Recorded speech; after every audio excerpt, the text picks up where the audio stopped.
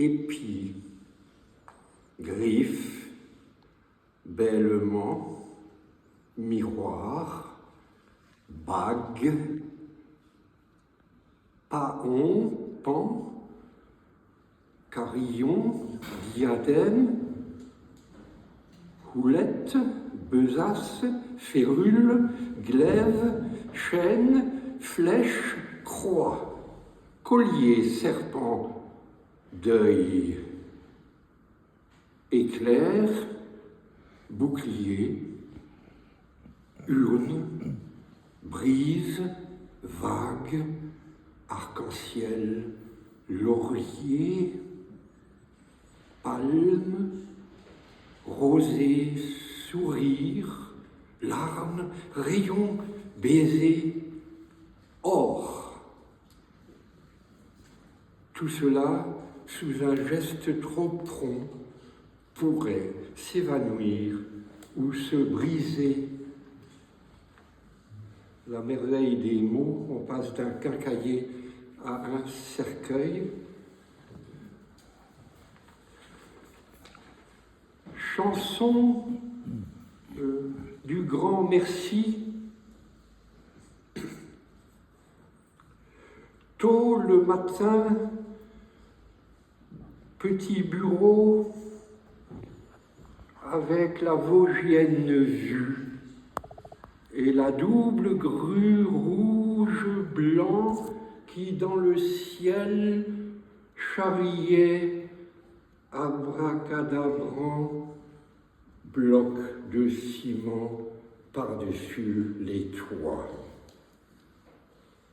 Et quand donc sera terminée l'impondérable mosquée où le bunker anti-la mort, qu'à se voient les deux grues ensemble complotaient. C'est ce que je vois de mon bureau tous les jours, sauf quand il y a du brouillard. Arrivé ici, studio 52, il y a pile 3 mois, j'exhalais un soupir soulagé. Le drama fut de justesse évité par la bonté d'une double magie, j'ai nommé Lieselotte Ham et Jean-Marie Hummel. Chanteurs et musiciens, ils ont sillonné plusieurs pays occidentaux. Apercevant l'événement qui menaçait ma survie, les voici convolés à mon secours. Ils vivent à Nordheim, dans un manoir paysan, et sont d'origine elfique. Scandinavie, Brocéliande, la forêt enchantée d'Olungen. Donc, surgissant comme les anges d'un paradis avec à la main une épée de Hollywood, le bois sacré, les voici m'organisant déménagement et cercle d'amitié, ce qui me permit surnager parmi les algues du renoncement et l'étang si vaseux du désarroi. 1000 merci. Donc, yodelant, le yodel, donc yodelant, qui va être inscrit au patrimoine mondial de l'humanité, quand même, il était temps. Donc, yodelant ici, entre la montagne Fogésia et celle nommée Nigra, forêt noire, mon cœur plein d'allégresse hennissant comme jument pleine d'un poulain, j'attendrai l'alouette Lulu qui, le dernier jour, descendra et s'occupera des cendres d'ici et là. Ô tourbière du néant, allez-vous pas me gloutir mercredi prochain et l'affreux président orangeâtre pourra-t-il vraiment réduire la terre à sa sale folie? Cerisier, trembleur et rossignol adoré, qui dois-je donc bénir? Qui m'a envoyé corne d'abondance si fleurie, si farineuse, disons faramineuse et princière pyramide archangélique? J'ai les mains pleines de galettes et de miel et pain béni nourrissant 50 personnes, 500 personnes entassées dans l'amphithéâtre d'ici et là. Je leur distribue mon phrasé, ma tonalité musicale, 500 petits poissons frits encaqués d'une saumure exquise, bonne à manger. Prenez, ce sont petits poissons qui l'estomac vous fleuriront. Prenez ce pain d'anis brédelé, il nourrira votre âme l'éperdue qui, au profond de vous, s'est perché sur un cerisier tremblant de délices. Elle attend qu'un musicien marvelouse vienne la délivrer, s'envolera et montera aux prairies western qui, derrière les nuages, s'étendront à la vue de l'âme diamanteuse qui les yeux en pleurent. Avancera vers cette joie supérieure, promise par toutes les savantes prophéties en Asie, Extrême-Orient, Australie et l'ineffable Polynésie. Dévorez, chers amis, mon pain ravi, mes poissons que l'huile frita tôt le matin, et un bonheur permanent s'ouvrira, et sur votre lecture lentement il descendra. Mes 30 000 premiers jours, mes 30 000 premiers jours, ce cœur, le mien, je ne l'ai jamais vu dessiner, photographier. Je vis avec un inconnu, si vous voulez, vous d'ailleurs aussi, hein.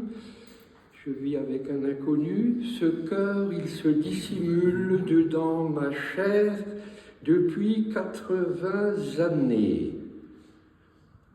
Il ne s'est, durant ce temps-là, pas arrêté un seul instant, ni de jour, ni de nuit, comme si, éternel sablier, le temps coulerait à travers lui et de couleur rouge sang. Pas un quart d'heure de répit, ou repos, ou vacances, ou dormir un peu. Quelle vaillance, disait-on jadis, À cœur vaillant, rien d'impossible n'est. L'horloge n'arrête jamais et nul n'a le pouvoir de la prolonger ou son mécanisme remonter. Aucun gardien n'entrera dans le colimaçon et gros sabots raboteux l'on entendrait dans l'escalier du XIIIe siècle si ancien que les corneilles s'en souviennent plus. Le lanternon du sacristain sera-t-il soufflé par un aigre courant d'air?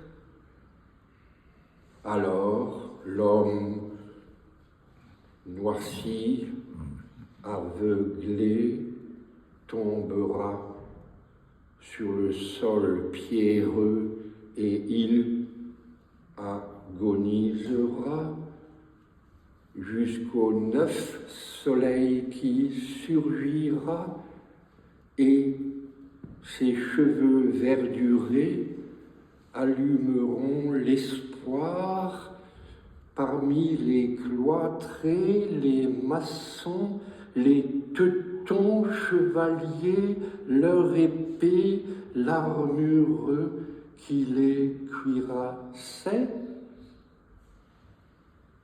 Où donc sont passés les 30 000 jours de mes 80 années? Or, le marquis de mon cœur, oui, recevez mon meilleur merci.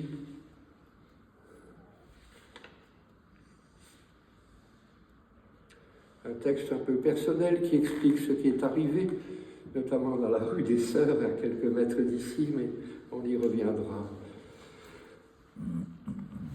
Dans la coulure vitrée, couloir, dans la coulure vitrée, le temps coule et on ne bouge pas. Ô brumeuse destinée, j'ai vécu comme enfermé dans un couloir vitré. Je n'étais pas dans l'exacte réalité où vivent les autres gens. Déjà que les clés, disait l'oncle François, sont Einzelgänger, ça veut dire marcheur solitaire actif en solo. À l'école, j'étais lycée Kléber, tout à fait replié, assis en salle des sports, sur le banc des malaisés ou refusés. Les autres jouaient basket-ball, exultaient, à l'aise dans leur corps étoilé, bandeurs, et déjà ils draguaient, couchaient, sortaient. Moi, j'étais comme congelé, réfrigéré, mis de côté, bloqué à 4 ou 5 ans par les chaussures, de l'odon sur mes jambes et à 5 ou 6 par ma mère qui...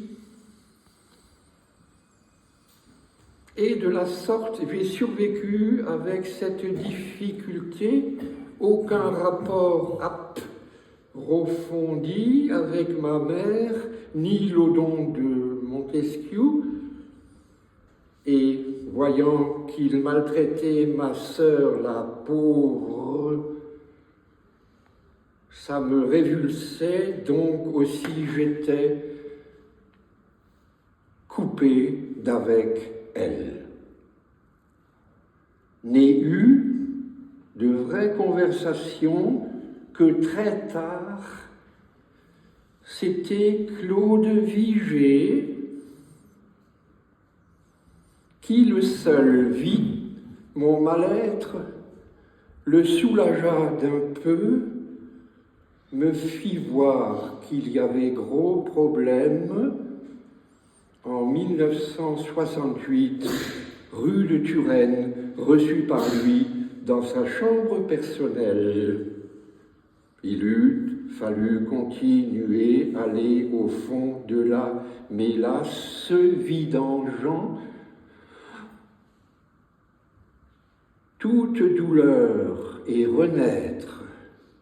J'avais 25 ans, j'étais amoureux,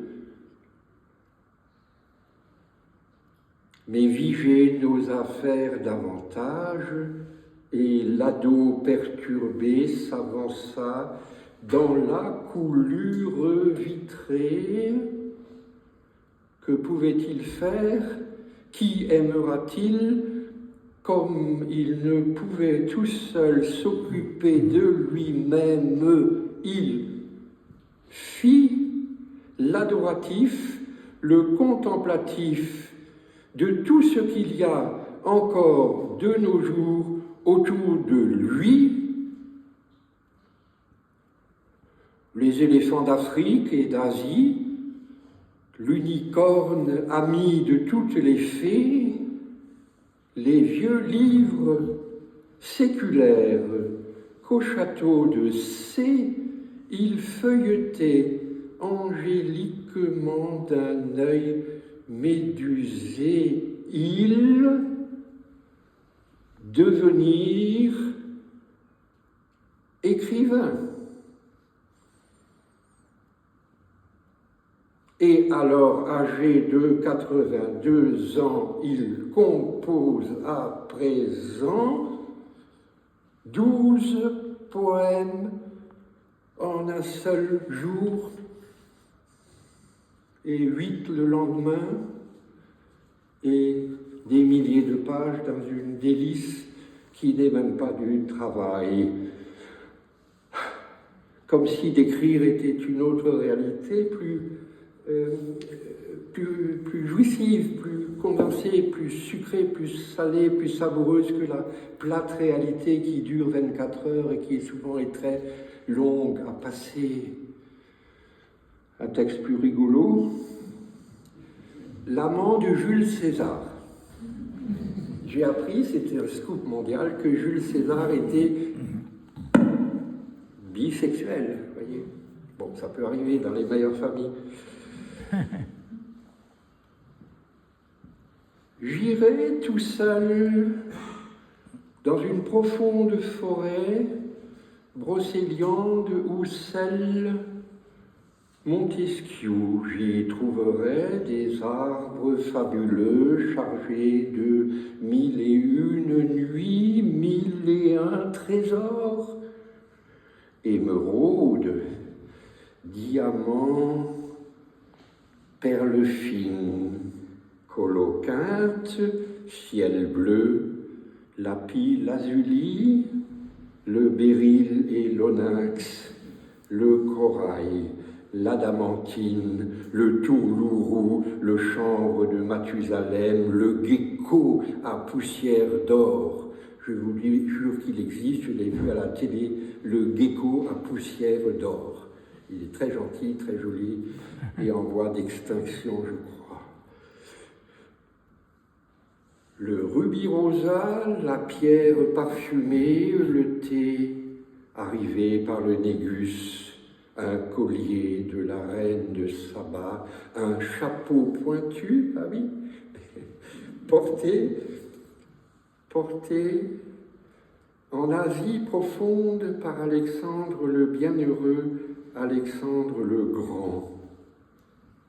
On a découvert Jules César bisexuel. Invité dans son lit quelques soldats dont il avait remarqué à la bataille la grande beauté. En sortant de son lit, chacun recevait, pour prix de son silence, une villa située dans les environs de Naplouse où Hercule a nomme. Si tu es silencieux, taiseux, tu recevras bien plus encore. Et si, par le hasard, l'impérator tomberait pour l'un d'eux d'amour, il recevrait, livré de nuit, un ou deux chariots chargés d'or que l'amant aussitôt dissimulait dans un lieu tenu secret. Après avoir massacré 1 million de Gaulois, c'est lui qui l'écrit dans les commentaires, après avoir massacré 1 million de Gaulois, avoir massacré, avait rendu César l'homme le plus riche que l'on connusse jamais. Encore un texte rigolo. Et ensuite, nous entendrons Jean-Marie Liselotte après ce texte-ci, s'ils veulent bien, n'est-ce pas, le Maire d'Arvauban, qui est écrit par le vénérable Pierre Ségès. Dans le lit d'Orléans, dans la plus haute tour, au fond d'une forêt, il y avait Charles d'Orléans assis sur un tabouret d'argent. Il écrivait son amour pour une princesse si éloignée de lui, n'en connaissant que le portrait qu'il avait devant lui. Et son cœur battait si fort, et son vide se gonflait. C'est des choses qui arrivent. Hein, voilà. Rempli d'amoureuse vigueur, à qui pouvait-il offrir cette liqueur?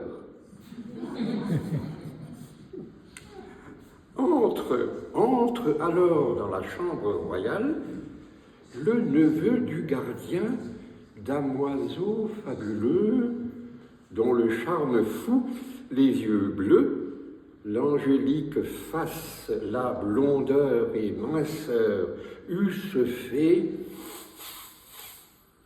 bander un piano à queue. Ô Théophile, déjà te voici, nous allons étudier en latin le poème de Virgile où s'aperçoivent deux bergers demi-nus